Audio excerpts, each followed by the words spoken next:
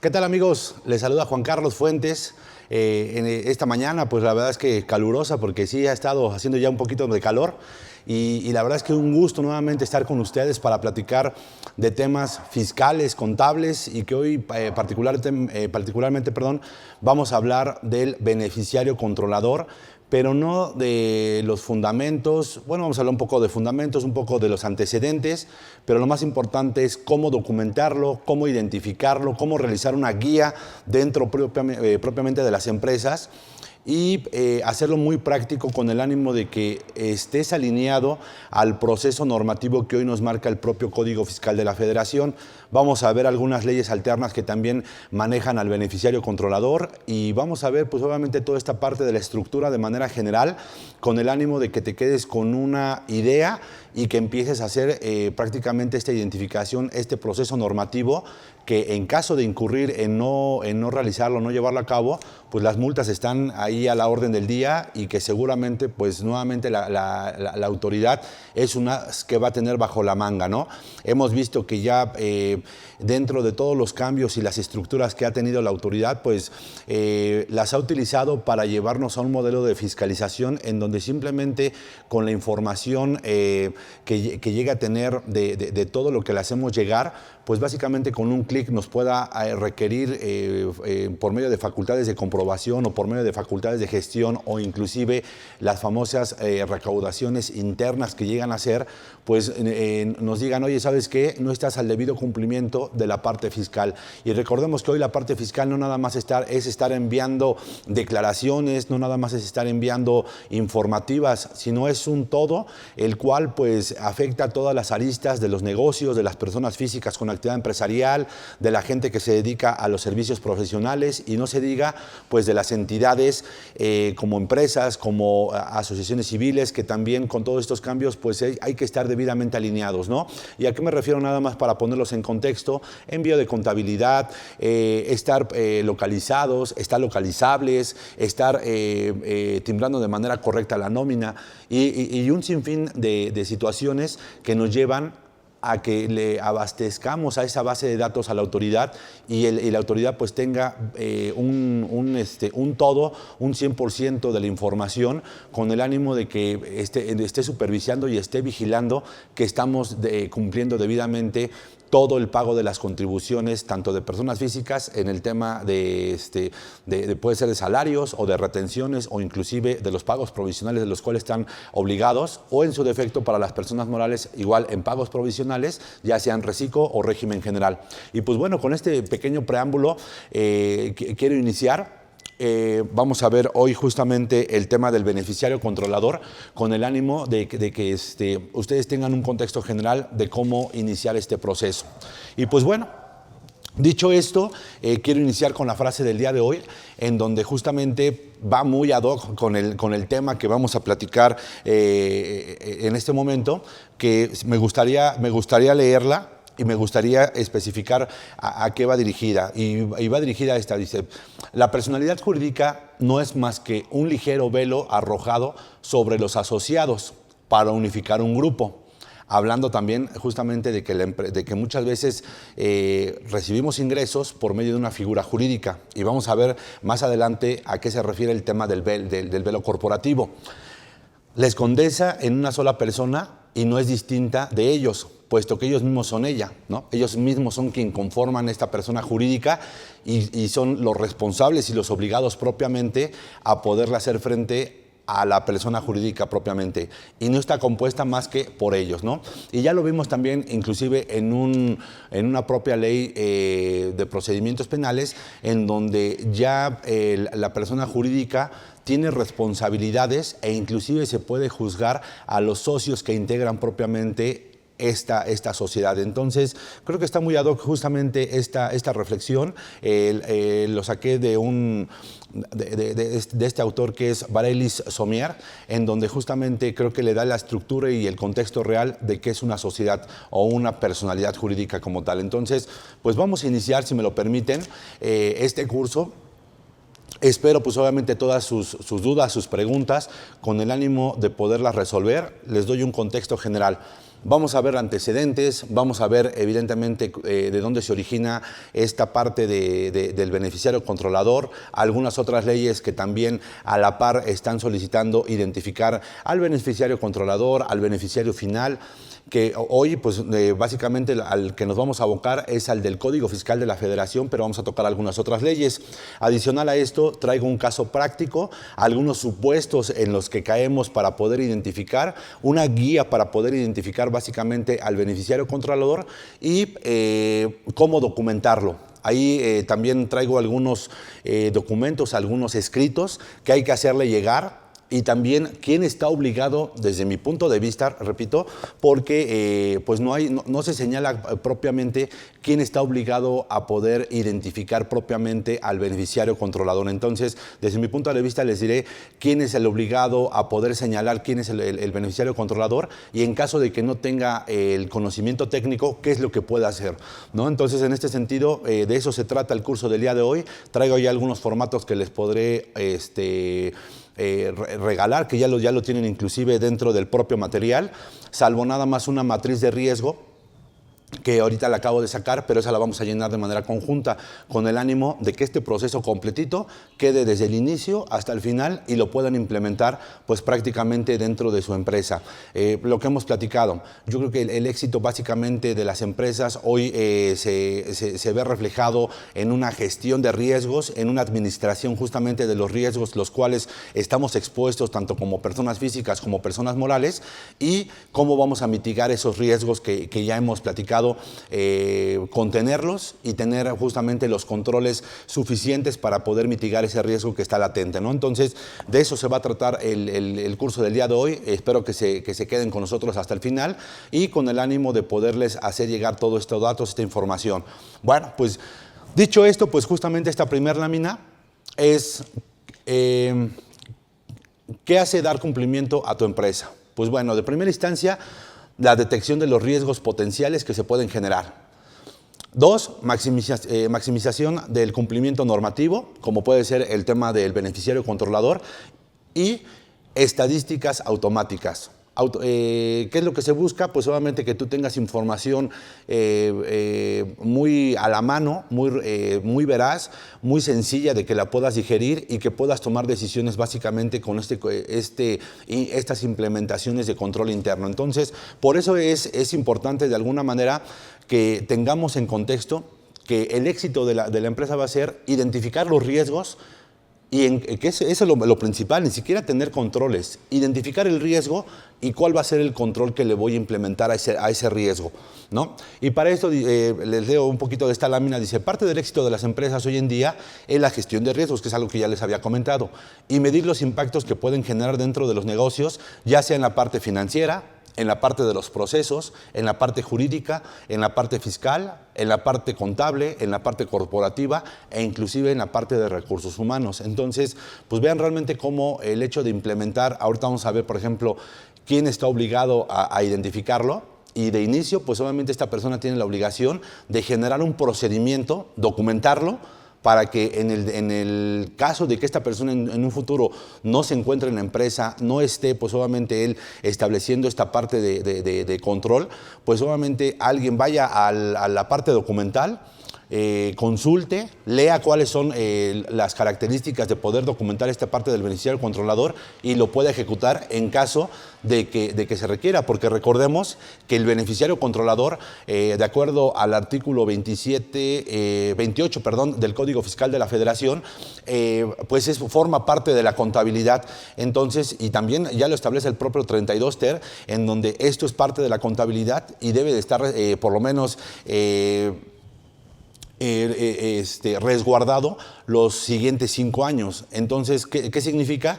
Que hay que estarle dando mantenimiento, porque inclusive vamos a ver más adelante qué pasaría si alguien sale, entra de la sociedad, hace un aumento posiblemente de las acciones, del capital, o inclusive de manera independiente llega y decide sobre las políticas, sobre las acciones o sobre el camino que va a llevar la propia empresa. Entonces, vamos a ver qué importante va a ser esto dentro de este curso, porque al final del día puede ser que el beneficiario controlador ni siquiera sea socio. Entonces, eso va a ser súper importante identificarlo.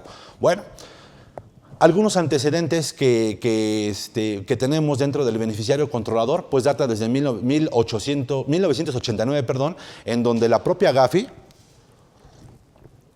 que la Gafi es el Grupo de Acción Financiera, organismo intergubernamental que promueve estándares internacionales para prevenir el lavado de dinero, el financiamiento al terrorismo y pues algunas otras actividades ilícitas como estos delitos. Entonces, en 1999 nacen las primeras 40 recomendaciones y México se adhiere justamente, ahí como por el 98 más o menos, 96, se adhiere a esta Gafi y empiezan a hacer algunas observaciones de estas primeras 40 recomendaciones. Recordemos que la Gafi y la OCDE, básicamente la OCDE en temas de administración tributaria y de recaudación y de evitar la erosión de la base gravable, pues dicta cuáles son las políticas de tributación. Sin embargo, la propia Gafi es la que establece cuáles van a ser las políticas en temas de poder evitar el lavado de dinero o financiamiento al terrorismo propiamente. Sin embargo, México pues, ha tenido que modificar algunas leyes y una de las leyes que ha modificado derivado de estos tratados a los cuales se ha adherido, pues es propiamente el Código Fiscal de la Federación, y dentro del propio Código Fiscal de la Federación, la última reforma que hubo a estas recomendaciones fue justamente al tema del beneficiario controlador. Entonces, justamente en su apartado 24 y 25, pues establece justamente el hecho de poder identificar quién es el que obtiene los beneficios reales y efectivos propiamente de la empresa, y ahorita vamos a ver a qué me refiero justamente con ese comentario de los beneficios económicos e inclusive de los bienes que pudiera tener la empresa, ¿no?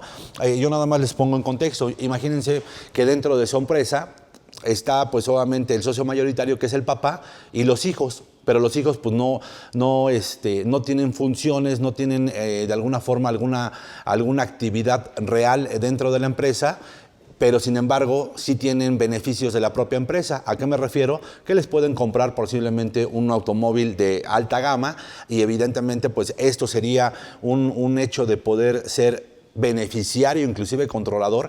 ¿Por qué? Pues porque ellos están llevando los beneficios propiamente de la empresa, pero vamos a ver cuáles son las características que pudiéramos, que pudiera tener este beneficiario controlador. Entonces, va a estar bastante interesante todo esto que les estoy comentando. Bueno, ¿qué es lo que dice el punto 24 y 25 justamente de estas 40 recomendaciones? Pues la transparencia y beneficiario final de las personas jurídicas.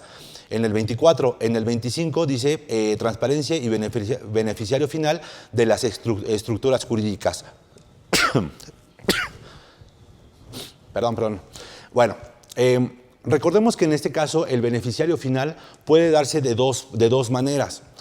Puede ser que lo tengamos identificado dentro de la propia empresa, y si gustas ahí poner un poquito a cuadro, mi estimado Inge, puede estar identificado, gracias, de la propia empresa, o puedo tener otra estructura jurídica, otra empresa, en donde sea socia de esta primera empresa y por medio de esta empresa me esté llevando los beneficios económicos de esta otra. Entonces, a eso es a lo que se refiere el punto 24 y el punto 25, o inclusive no sería necesario que me lo llevara por medio de otra empresa. ¿Qué les parece que por ejemplo, pongo en fideicomiso algunos bienes y el beneficio posiblemente del arrendamiento, de algunos otros situaciones económicas que me pueda generar este tema del fideicomiso, me los estén otorgando a mí como persona física? Pues a este tipo de estructuras jurídicas es a las que se refiere esta parte del beneficiario controlador. Es importante poderlo identificar, porque al final del día, quien se lleva todo el tema del beneficio económico es la persona física. Yo no conozco cuando va, por ejemplo, que una persona moral haga uso o disfrute propiamente, por ejemplo, automóviles, casas o alguna situación, algún bien tangible que tenga o que saque provecho de él. quienes realmente hacen uso de estos bienes, pues son obviamente las personas físicas. A esas personas físicas hay que identificarlas, aun y cuando el medio de transporte o el medio por el conducto por el cual se está realizando o se está ejerciendo justamente este beneficio, sea un fideicomiso, o sea alguna otra figura jurídica que no sea detectable para la propia autoridad, ¿no? Entonces, la autoridad lo que pretende pues es que todas estas personas, que esta parte del beneficiario, son aquellas que sí pueden tener algunos hechos ilícitos, como puede ser el tema del financiamiento al terrorismo, lavado de dinero o compra de activos, como pueden ser, o simplemente no quieren ser vistos o no quieren ser localizables para la propia autoridad, ¿no? Les puedo poner más adelante algunos ejemplos, como puede ser inclusive el tema de las propias empresas fantasma, ¿no? ¿Cuántas veces no los propios socios ni siquiera cumplen con las condiciones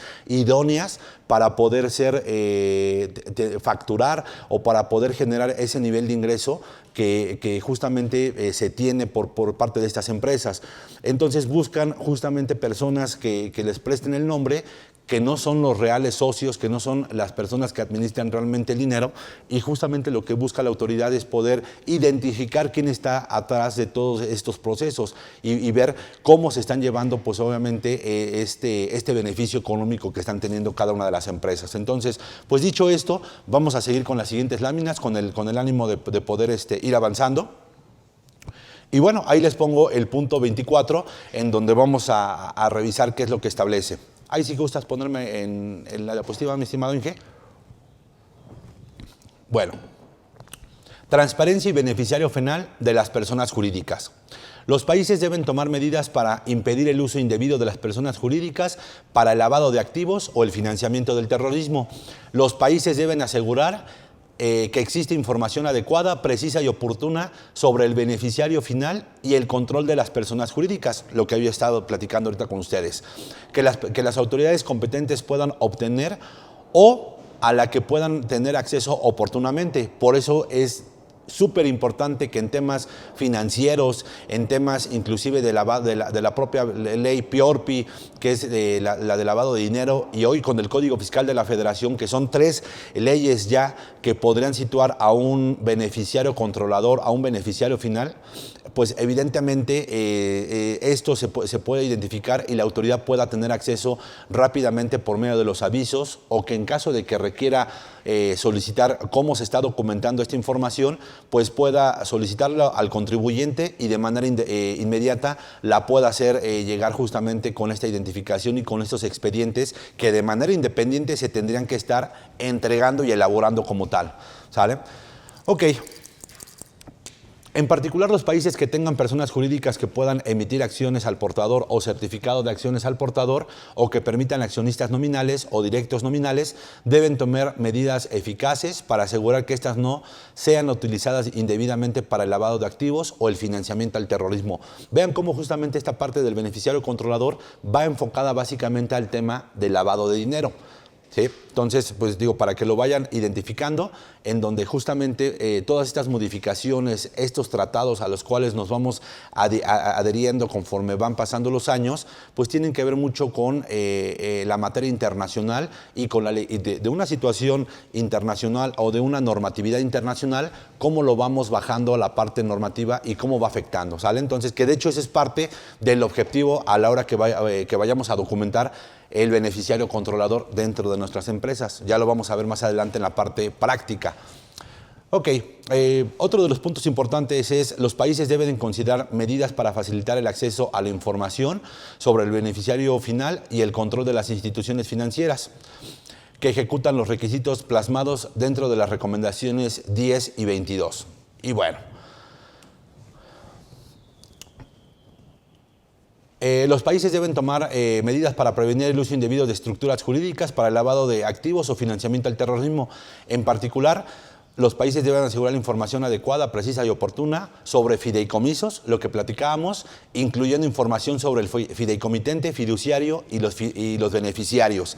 Y aquí es súper importante porque yo recuerdo que a inicios del año pasado, como por estas fechas, tuvimos alguna reunión con algunos bancos en donde justamente no podían iniciar la apertura de los fideicomisos porque justamente no querían entregar la información de los dueños reales. ¿Y quiénes son los dueños reales? Por ejemplo, de algunos bancos llamamos españoles, pues obviamente se encuentran en el extranjero y no querían ser identificados justamente y estaban en ese estira y afloje.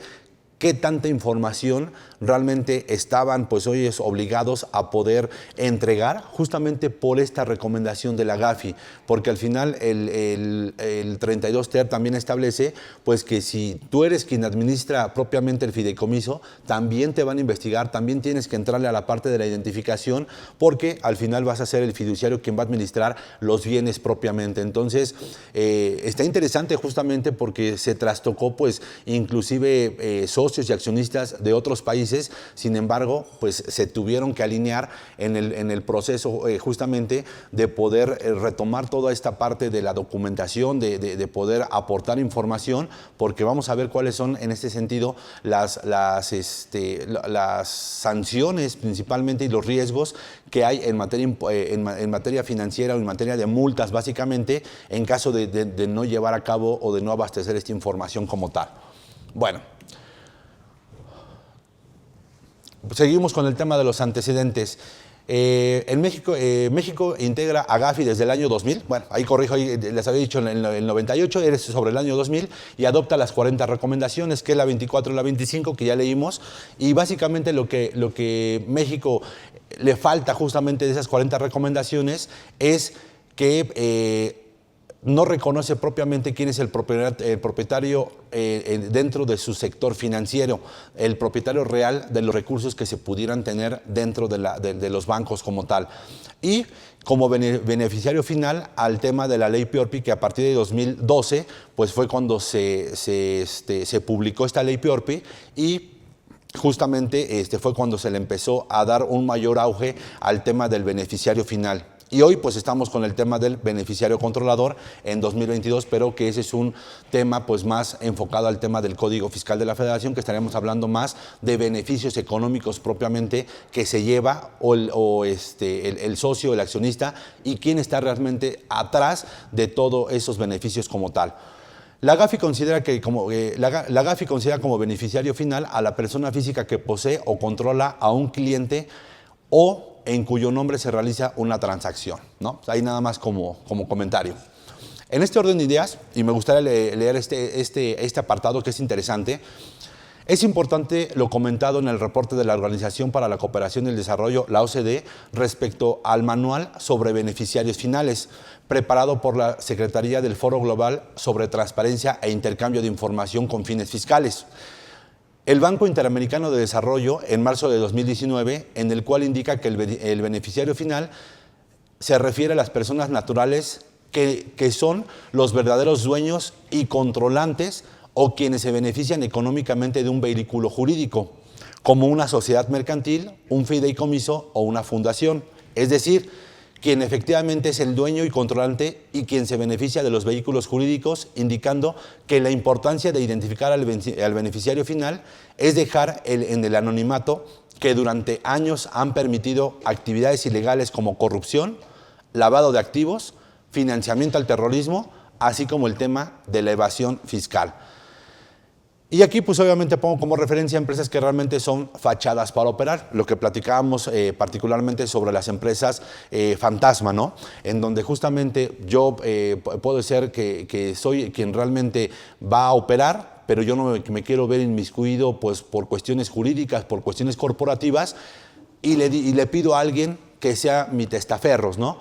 Oye, ¿sabes qué? Un par de personas generen la sociedad mercantil, una SADCB, y vamos a empezar pues, a hacer operaciones, ya sea para el lavado de dinero, para el tema de financiamiento al terrorismo, y ahí pues también pues hacemos temas de evasión fiscal, ¿no? Que este tema de evasión fiscal pues se refiere mucho al tema de la compraventa famosa de facturas, pero vean cómo pues es un todo el hecho de que se puede tornar el hecho de este beneficiario, quién se está llevando realmente todos los beneficios económicos derivados justamente de esa actividad económica que se tiene, o quién se está llevando toda esta parte financiera de la empresa como tal. Y les quiero dar la más cordial bienvenida a nuestros amigos de Facebook, agradeciendo como siempre pues su preferencia, invitándolos a que se suscriban a la capacitadora, y pues que realmente hoy estamos platicando de un tema interesante, que es el tema del beneficiario controlador, en donde ya estábamos dando algunos antecedentes, platicábamos la importancia de poder básicamente identificar a este beneficiario controlador, y nada más a modo de que tengan en contexto de qué se va a tratar el curso, la parte de los antecedentes, a la parte de un poco de teoría en cuestión de los artículos que te dan la obligación de poder documentar a este beneficiario controlador, casos prácticos, algunos supuestos que traemos, cómo identificar al beneficiario controlador dentro de la empresa, documentos que les van a ser necesarios para notificar a las áreas específicas para requerir información y documentar ese expediente, y toda la parte del proceso de cómo documentarlo desde el inicio, el tema de cómo realizar un diagrama de flujo, un proceso general, y el tema de la matriz de riesgo y de control, que creo que va a ser importante. Entonces, pues de eso se va a tratar el curso del día de hoy, en donde básicamente les vamos a dar toda la parte práctica y técnica de cómo documentar e identificar al beneficiario controlador, y en caso de que no se identifique, qué pueden hacer, ¿no? Entonces va a estar interesante, los invito pues obviamente a que puedan estar con nosotros hasta el final, y los que están por Facebook, pues obviamente el tiempo que estén con nosotros, pues estamos pendientes de sus preguntas y con mucho gusto pues poderlas atender.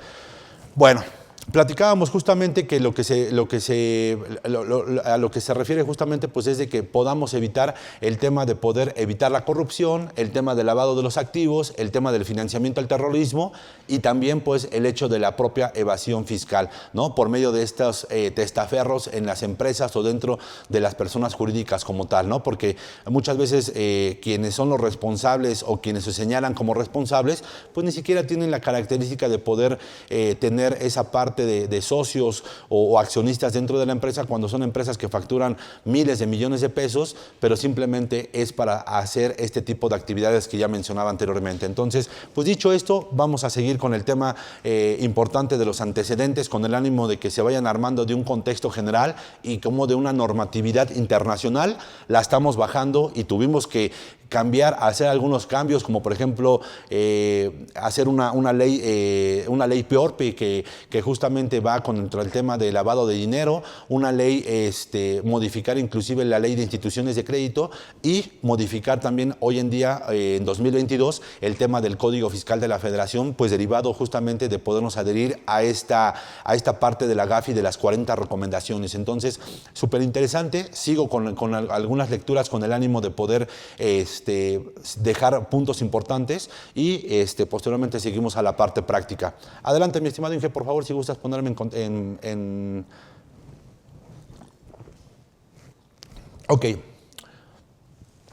Existen varios supuestos que permiten la no identificación de los beneficiarios, lo que platicaba ahorita justamente antes de empezar con este párrafo. Puede ser que dentro de la empresa no identifique al beneficiario o no me quieran dar la información para poder identificar al beneficiario, que hay mucho ojo para el tema de los administradores, dependiendo la estructura corporativa, porque si no va a recaer en ellos el tema de la figura del beneficiario controlador, y lo vamos a ver más adelante, ¿sale? Entonces vamos a ver quiénes están obligados a señalar quiénes son los beneficiarios controladores, y repito, desde mi punto de vista, ¿no? Entonces, al final del día, creo que esta parte se puede inclusive tornar a que se puede manipular por el efecto de que no te quieran entregar información las personas responsables de hacerte llegar justamente todos estos datos. Bueno, entonces comentábamos que puede ser que no puedas identificar a los beneficiarios, y esto es uso de accionistas irreales, ¿no? Lo que platicábamos del tema de los testaferros. Acciones al portador, figuras de representaciones indirectas, figuras corporativas. Y para esto, pues el Foro Global tiene una orientación centrada en temas fiscales, mientras que las recomendaciones de la GAFI se centran en el tipo del vehículo jurídico en los que se pueden utilizar el lavado de activos y financiamiento al terrorismo.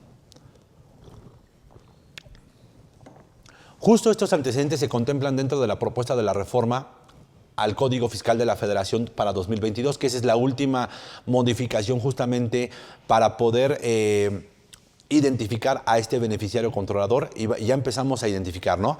El tema básicamente del beneficiario final es el hecho de quién se está llevando, en este caso, quién está obteniendo los recursos o los activos y los beneficios de esos activos que se están adquiriendo, quién se está haciendo de ellos. Y el tema del beneficiario controlador es identificar de las empresas, de las estructuras jurídicas, o tú como persona física, donde eres socio o accionista, quién se está llevando, pues obviamente, toda la parte de los beneficios económicos de las empresas. Entonces, ahí para ir denotando justamente esta parte e irla separando y la identificando. Indicando que el G20 invitó a revisar justamente los trabajos de la GAFI sobre el concepto del beneficiario controlador a fin de contar con la información disponible para el intercambio de información respecto a personas jurídicas y